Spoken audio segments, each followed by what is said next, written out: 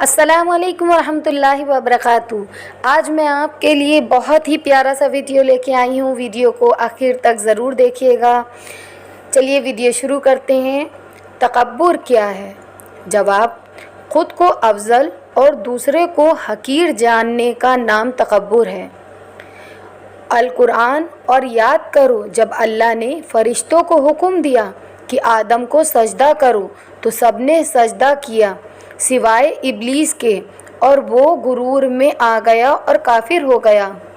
नबी करीम सल्लल्लाहु अलैहि वसल्लम फरमाते हैं कि तकब्बुर हक़ की मुखालिफत और लोगों को हकीर जानने का नाम है। तकब्बुर से अपने नफ्स की पाकिज़गी ना जताया करो। जो परहेज़गार है उसको अल्लाह खूब जानता है। वो शख्स किस तरह तकब्बुर कर सकता है जो मिट्टी से बना हो, मिट्टी में मिलने वाला हो और मिट्टी में कीड़े मकोड़ों की ग़िज़ा बनने वाला हो। हज़रत अबू बकर रज़ी अल्लाह ताला अन्हु। नेक खसलियतें 360 हैं।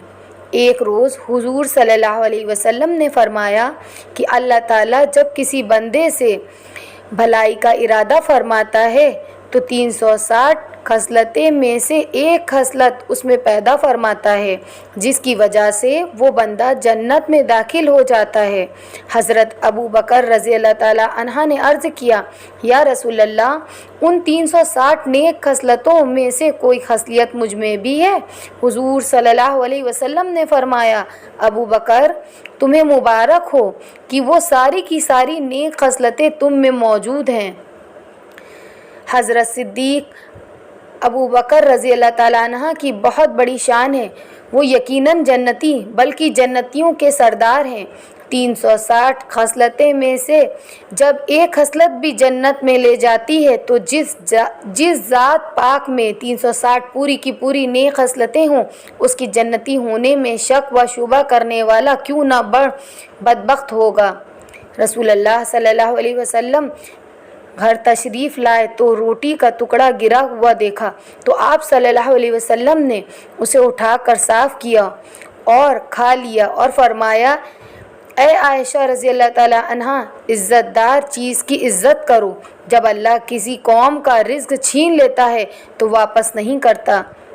हज़रत उस्मान रज़ी अल्लाह ताला अन्हा से रिवायत है कि नबी करीम सल्लल्लाहु अलैहि वसल्लम ने फरमाया, जो बेहतरीन वज़ू करे उसके बदन पर से तमाम गुनाह धुल जाते हैं, यहाँ तक कि उसके नाखून के नीचे के गुनाह धुल जाते हैं।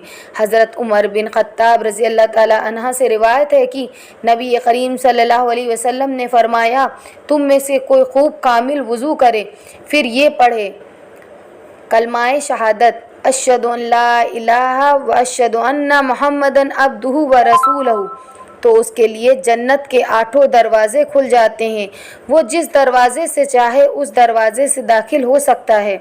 हज़रत अबू हुरैरा रज़ी अल्लाह ताला अन्हा से रिवायत है कि रसूलुल्लाह सल्लल्लाहु अलैहि वसल्लम ने फरमाया कि उस शख्स की नमाज नहीं जिसका वज़ू नहीं, और उस शख्स का वज़ू नहीं जिसने इसके शुरू में बिस्मिल्लाह ना पढ़ा हो।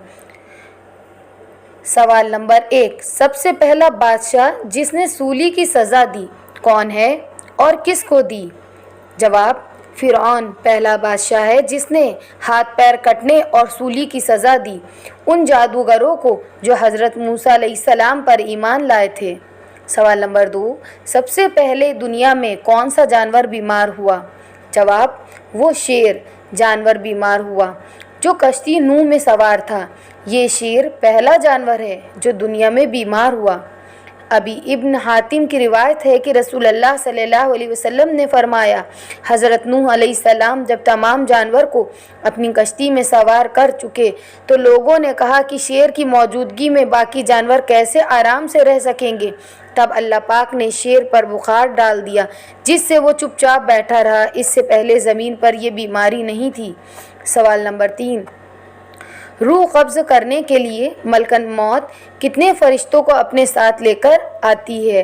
जवाब, मोमिन की रूह कब्ज़ करने के लिए मलकन मौत अपने हमराह रहमत के 6 लाख फ़रिश्ते लाती है और काफिर की रूह कब्ज़ करने के लिए 6 लाख अज़ाब के फ़रिश्ते उनके साथ होते हैं। अल्लाहु अकबर। सवाल, اس فرشتے کا کیا نام ہے جو قیامت کے دن زمین کو لپیٹے گا؟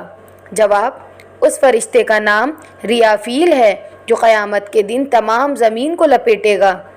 سوال: وہ کون سا فرشتہ ہے جس کے ماتھے پر سارا قرآن لکھ دیا گیا؟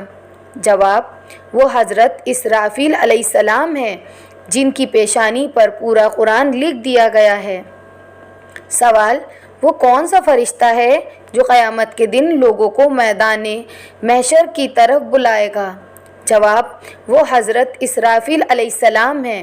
بعض نے کہا کہ ندا تو حضرت جبرائیل علیہ السلام دیں گے اور سور حضرت اسرافیل علیہ السلام پھونکیں گے۔ سوال: جنت کے خازین فرشتوں کا کیا نام ہے؟ جواب: جنت کے فرشتے کا نام رضوان علیہ السلام ہے۔ سوال: دوزخ کے خازین فرشتے کا نام کیا ہے؟ جواب: دوزخ کے خازین فرشتے کا نام مالک علیہ السلام ہے۔ سوال: قیامت کے دن ایک سوال یہ بھی پوچھا جائے گا کہ اپنی انگلیوں کے نام بتاؤ۔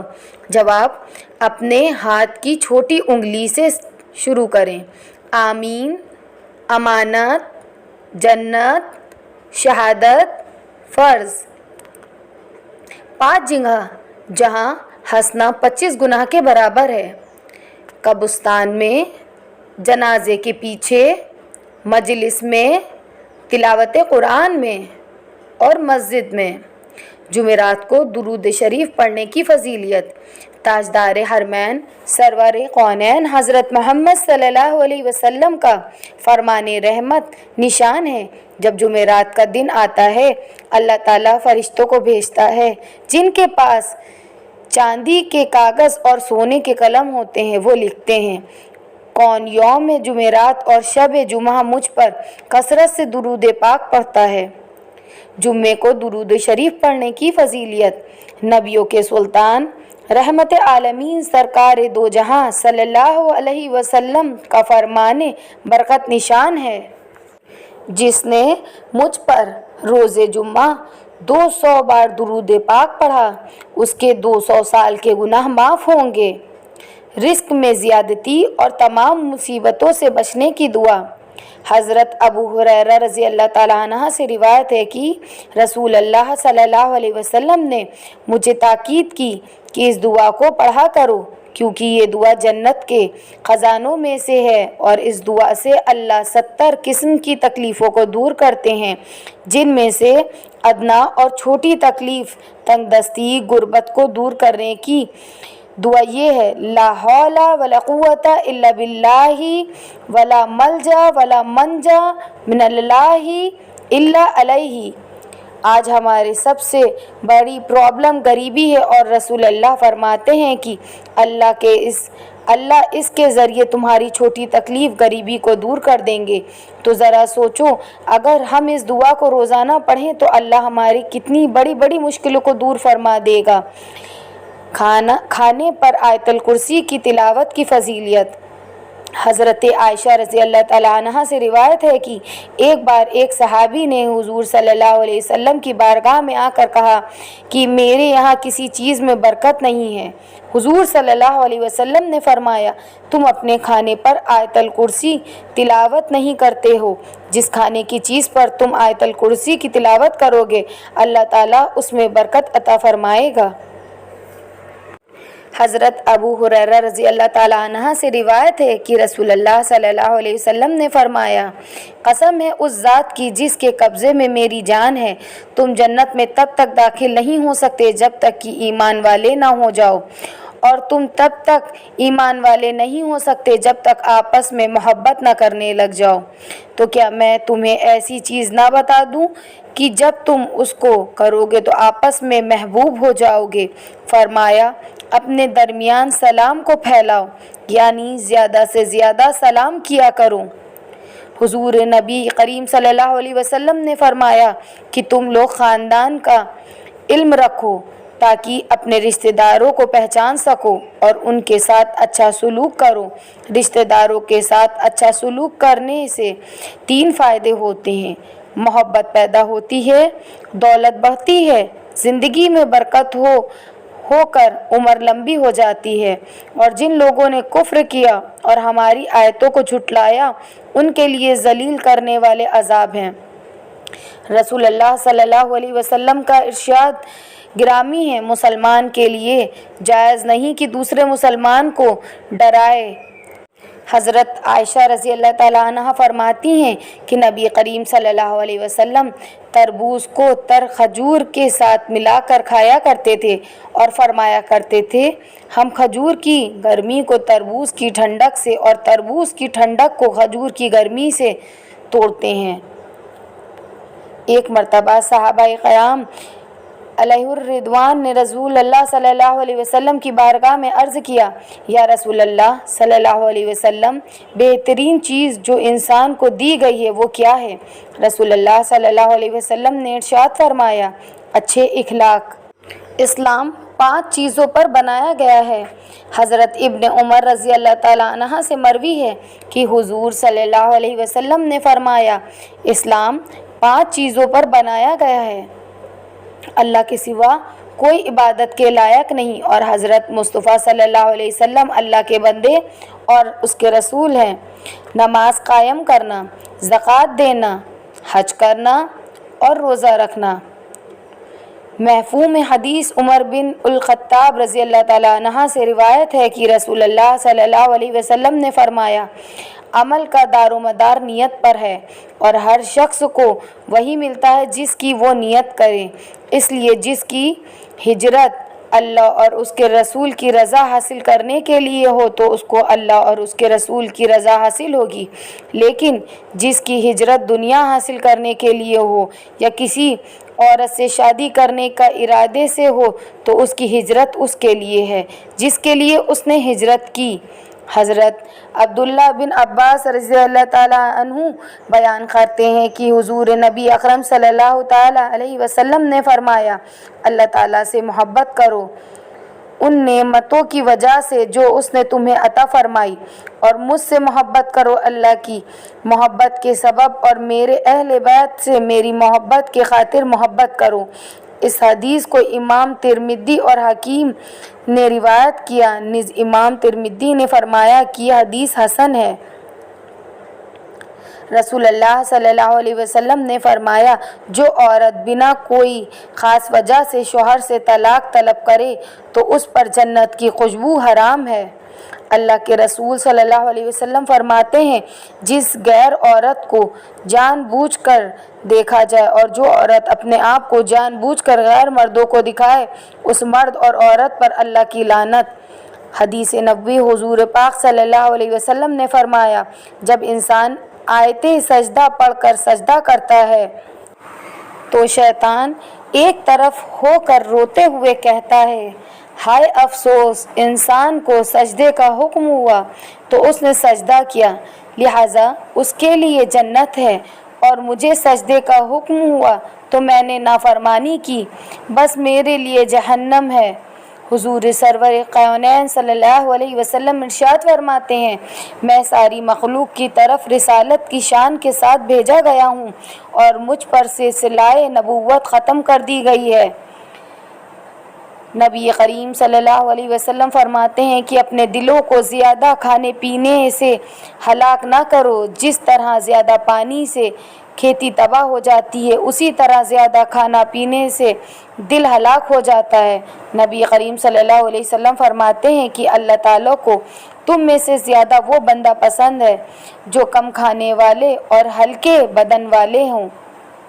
رسول اللہ صلی اللہ علیہ وسلم نے فرمایا، نماز سے فارغ ہونے کے بعد دعا کرتے وقت پہلے اللہ کی اس کی شان کی لائق حمد اور ثنا کریں، پھر اس کے بعد مجھ پر درود پڑھیں، پھر اللہ تعالیٰ سے جو چاہیں مانگیں۔ حضرت معاذ بن انس رضی اللہ تعالیٰ عنہ سے روایت ہے، نبی کریم صلی اللہ علیہ وسلم کا ارشاد ہے کہ جس آدمی نے اپنے غصے پر قابو پا لیا، اللہ کی قدرت بھی تھی، اللہ اس کو قیامت کے دن ساری مخلوق کے سامنے بلا کر اختیار دے گا کہ جس حور سے چاہے نکاح کر لے۔ ہمارے آقا تاجدار کائنات نبی کریم صلی اللہ علیہ وسلم نے فرمایا، ہر آنے والا زمانہ گزرے زمانے سے برا ہوگا۔ دور آخر اندھیری رات کی مانند فتنے نازل ہوں گے۔ آدمی صبح کو مومن ہوگا تو شام کو کافر ہوگا، اور اگر شام کو مومن ہوگا تو صبح کو کافر ہو جائے گا۔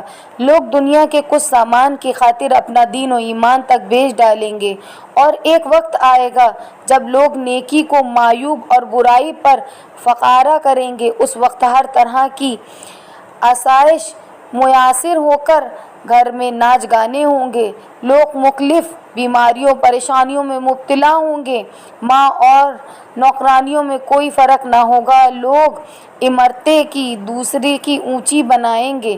آپ آقائے دو جہاں حضرت محمد صلی اللہ علیہ وسلم نے فرمایا، جب ایسا زمانہ آئے تو کثرت سے استغفار پڑھنا، کیونکہ یہ سب سے مفید عمل ہوگا۔